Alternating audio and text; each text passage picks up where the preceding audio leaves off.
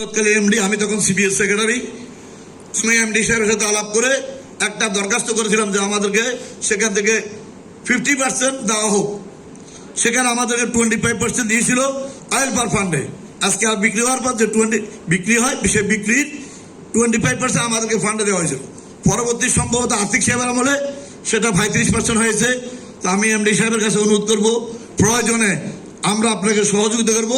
এই এসকেআরএফের টাকাটা, ওয়েস্টেড মালটা বিক্রি করে যে টাকাটা হয়, সে টাকাটা আমাদের শ্রমিক কর্মচারীদের অয়েল পার ফান্ডের মাধ্যমে শ্রমিকদেরকে বন্টন করে দিয়ে আমরা উপকৃত হব।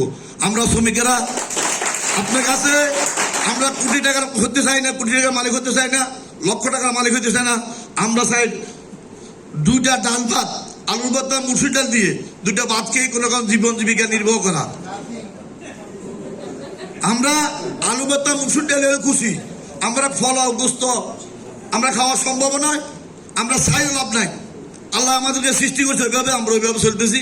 আপনাদেরকে আল্লাহ বড় লোক সৃষ্টি করছে, আপনারা বড় লোকভাবে চলেন, কিন্তু আমাদের গরিবের পেটে লাথি দিয়ে না। আমার এসকেআরএফের ব্যাপারে কথা হলো যে আপনার এসকেআরএফটা আমরা দরখাস্ত দিব, আপনার 100% আমাদের শ্রমিকের কল্যাণ তহবিলে যেটা WFP বলা হয়, মানে ওয়ার্কার সার্টিফিকেশন ফান্ড, সেখানে হস্তান্তর করার জন্য আমি অনুরোধ করব। আমরা দায়িত্ব নেওয়ার পর আমরা এমডি সাহেবের নেতৃত্বে প্রগতির ইতিহাসে আমরা 100 গাড়ি ডেলিভারি দিয়েছি। কারখানা থেকে কখনো 36 বছর চাকরি কখনো দেখি নাই 100 গাড়ি একসাথে ডেলিভারি। তা আমরা ওনার নেতৃত্বে 100 গাড়ি ডেলিভারি দিয়েছি। এরপরে এই বিভিন্ন সময় বিভিন্ন লট আমরা ডেলিভারি দিচ্ছি, উৎপাদন করে ডেলিভারি দিচ্ছি। আগামী অর্থ বছরে আমরা যেন আজকে এমডি সাহেব ঘোষণা দেয় যে আগামী অর্থ বছরে আমরা উৎপাদন বোনাস, প্রফিট বোনাস এবং সেল বোনাস, এই 3টা যেন 90 দিনের যে বোনাস, সেটা যেন আমরা পাই। ওনাদেরকে আজকে আমরা ঘোষণা চাচ্ছি। তারপরে আমাদের বাকি যে 5%-এর টাকাটা 20 তারিখে সম্ভবত কি বলে এজিএম, অশিক্ষিত মানুষ তারা মনে হয় এজিএম, তারা এজিএম মানে কি আর বুঝি না, এজিএম অর্থ বুঝি না, অশিক্ষিত মূর্খ শ্রমিক।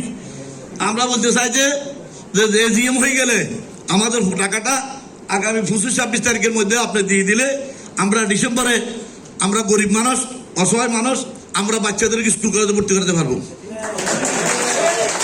টাকাটা এজিএম করে আগামী 25-26 বা 27 বা 28 তারিখে আমাদেরকে টাকাটা দিয়ে দিলে আমরা আমাদের বাচ্চাগুলোর স্কুল ভর্তি করতে পারবো জানুয়ারি 1 তারিখে। একটা প্রাইমারি স্কুল ভর্তি করে দিলে এখন 500-700-1000 টাকা দরকার।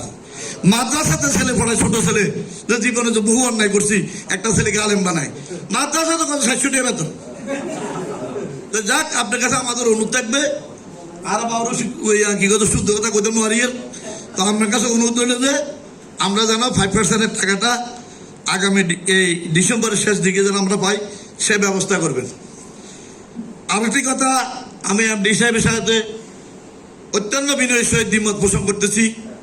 এই প্রতিষ্ঠান মহরম গহর আইয়ুব খানের ছেলে, ফিল্ড মার্শাল আইয়ুব খানের ছেলে মহরম গহর আইয়ুব এবং মরহুম জিয়াউর রহমান সাহেবের 5টা মন্ত্রণালয়ের মন্ত্রী মরহুম হাবুল খান সাহেবের প্রচেষ্টায়, ওনাদের অনেক ত্যাগের বিনিময়ে এই প্রগতি ইন্ডাস্ট্রিতে প্রতিষ্ঠা হয়েছে গাড়ি সংযোগকারী প্রতিষ্ঠান হিসাবে।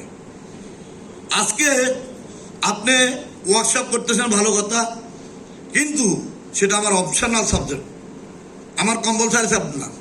সেটা হলো যে আমার অপশনাল সাবজেক্ট, গাড়ি আসবে, আমি ওয়ার্কশপে কাজ করব।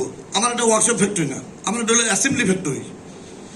তো ওনাদের রক্তের সাথে বেইমানি হবে যদি আমরা এই অ্যাসেম্বলি ফ্যাক্টরিকে যদি আমরা ওয়ার্কশপে পরিণত করি। আমরা মনে করি ওনাদের সাথে আমরা বেইমানি করা। আমি শ্রমিক কর্মচারীর পক্ষ থেকে আপনার কাছে বিনীত অনুরোধ করবো, হ্যাঁ 3 হুইলার করেন আর 4th হুইলার করেন, আমাদের আপত্তি নেই, কিন্তু আমার প্রতিষ্ঠান গাড়ি সংযোগকারী প্রতিষ্ঠান।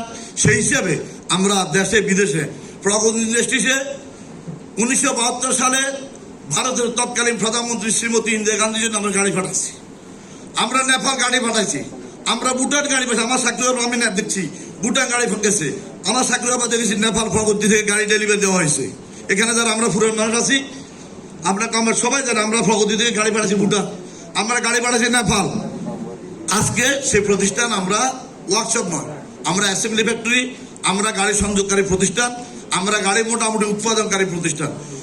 তো আমি এমডি সাহেবের কাছে বিনীত অনুরোধ করবো, আপনি কাজ করেন, আমার দ্বিমত এখানেই যে আমার এটা ওয়ার্কশপ নয়, আমার এটা অ্যাসেম্বলি ফ্যাক্টরি। সেভাবে আপনি অগ্রসর হবেন। যেখানে যাই কিছু দরকার আমরা আপনাদেরকে শ্রমিক কর্মচারীর পক্ষ থেকে এই কমিটমেন্ট দিচ্ছি যে আমার শ্রমিকেরা আপনি মাল আনি দিবেন, বেচার দায়িত্ব আপনার, কিনার দায়িত্ব আপনার। আমরা কিনা তো নাই, বেচা তো নাই, আমরা গিয়েছি মাতুল মারাত। আমরা বুঝি কি মাতুল, সোজা বাংলা কথা হলে আমরা মাতুল মারুক, আর পয়সা মধ্যে দিবেন, কিভাবে বেচবেন, কিভাবে আনবেন, কিভাবে বোনাস দিবেন, পলিসি নির্ধারণ আপনি করবেন। তো আমি আমার বক্তব্য দীর্ঘায়িত করবো না। আমার সর্বশেষ কথা হলো, অন্ধ চাই দুটি চোখ, আমরা শ্রমিকেরা চাই দুটি পয়সা। তো কিভাবে দিবেন, কেমনে দিবেন, সেটা ব্যবস্থা আপনি করবেন। আপনার কর্মকর্তাদেরকে নিয়ে আপনি সেভাবে প্রতিষ্ঠান পরিচালিত করবেন।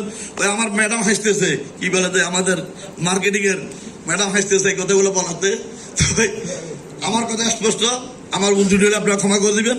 তাই এমডি সাহেব কাছে আমার এই অনুরোধগুলো রেখে আমি আমার বক্তব্য এখানে শেষ করছি। সকল শ্রমিক কর্মচারী কর্মকর্তাদের অভিনন্দন জানিয়ে আমি এখানে শেষ করছি। আসসালামু আলাইকুম রহমতুল্লাহ।